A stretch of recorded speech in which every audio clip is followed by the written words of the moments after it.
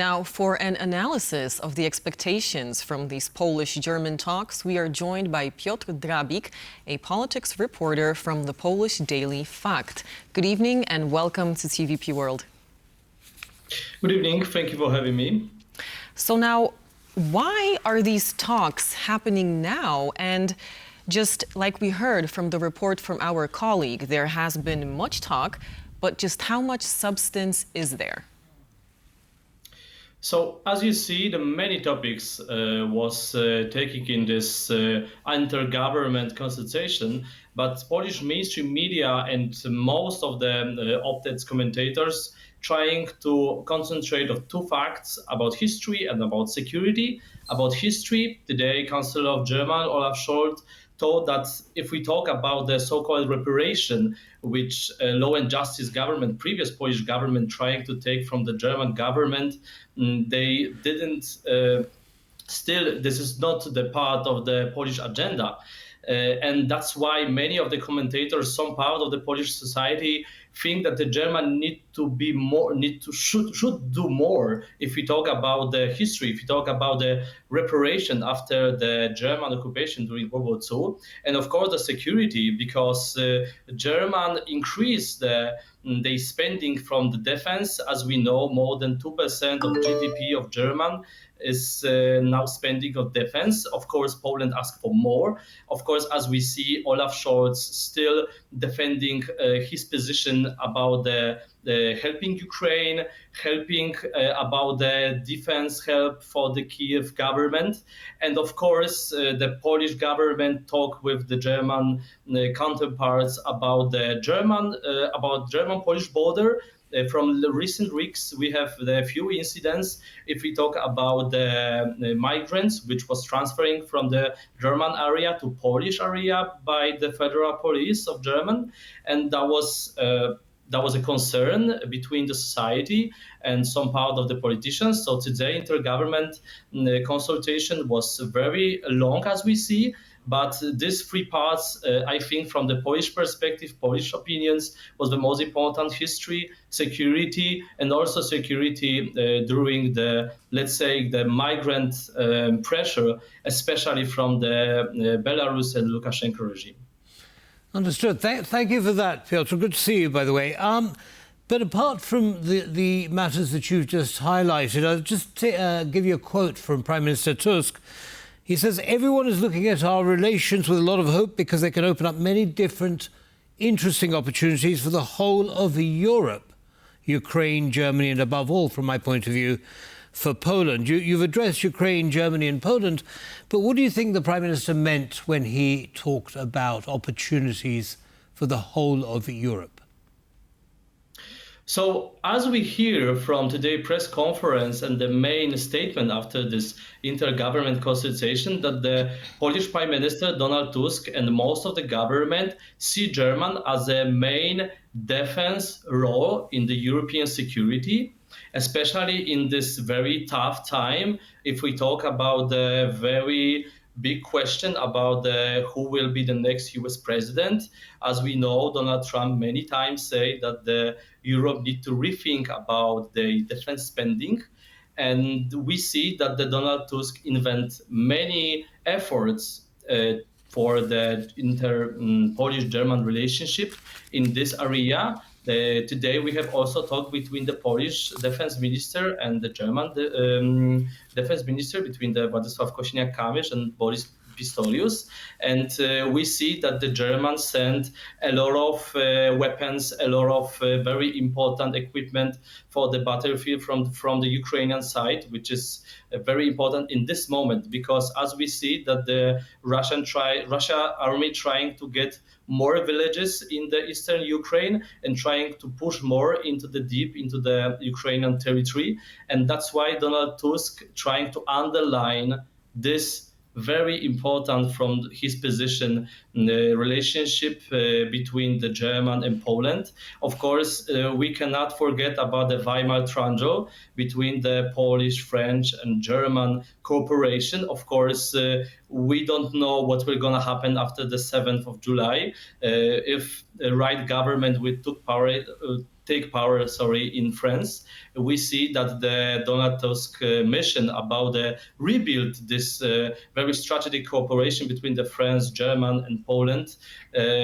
Maybe it will be not at the same level, but today the most important message from the Donald Tusk perspective is that the German is the main partner if we talk about the defense of Europe. Especially this is important before the NATO summit in Washington, D.C. In the middle of July. So now, on the heels of what you just said, defense and security, as you mentioned before, the Polish Prime Minister and the German Chancellor, they also spoke about the need for cooperation on the air defense system, which is also known, which is called the European Sky Shield Initiative. So what is this likely to mean?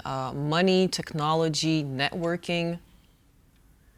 Of course, some of the Polish society, some of the experts trying to push the similar project like existing in the Israel about the sky umbrella, let's say.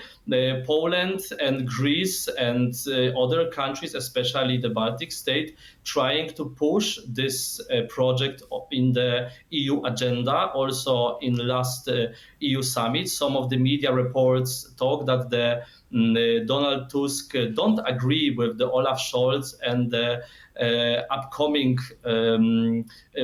previous Prime Minister of the Netherlands, Mark Rutte, about the more spending on the defense from the EU budget, because the Poland say, of course, defense, this is the first priority for us, but we don't have enough money to protect whole Europe, the whole EU, because we are the front country if we talk about the further steps, if we talk about the Russian aggression policy. So, of course, there was one of the main topics also discussing today, and Poland trying to find a partner in the Olaf Scholz government if you talk about this Sky Umbrella project. Of course, this is very complicated project. They need countries with trying to involve it, then need to spend many money in this. Also, if we talk about the research and development part, also if you talk about the production, of course, from the last 2 years, Europe economy trying to be more innovative in defense and puts more efforts in that. But of course, we still don't have like one agenda about it. So countries like Poland, Lithuania, Estonia, Latvia, Romania also say we need this kind of protection. But the countries like Netherlands, Belgium, and the different countries in the Western Europe say, okay, maybe we need to spend money for the different topics, which is also important from our perspective. So today, Donald Tusk for sure trying to find the partner in this idea in Olaf Scholz government. And of course, we will observe what's going to happen after the parliamentary election in France, because this kind of project also need the agreement, needs like green light, let's say, from the France. Yes, now talking about elections and politics, national politics, in the early years of the war, the first year and a half, perhaps maybe two, Germany was building up a bit of a reputation as a country that was dragging its feet when providing equipment to Ukraine.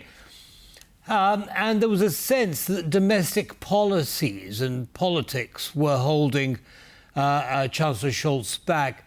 Has that changed? So we see in general that Olaf Scholz trying to defend his position about the helping Ukraine, which is very interesting that Donald Tusk and Olaf Scholz is in a very similar internal situation. Both politicians are leading the very long coalition. In Germany, this is Ampel Coalition. In Poland, this is a coalition of the 15th of October. And we see in both coalition like many different politicians from many different political agenda, they trying to cooperate together. And we see that the Donald Tusk trying to also take the lesson from the Germany, as we see that the Olaf Scholz is a little bit different position, because as we know, in September in the key lands in Germany we will get the local election, and maybe the far right party Alternative für Deutschland, AfD, maybe will take the majority, which is very very big alarm from the whole German democracy.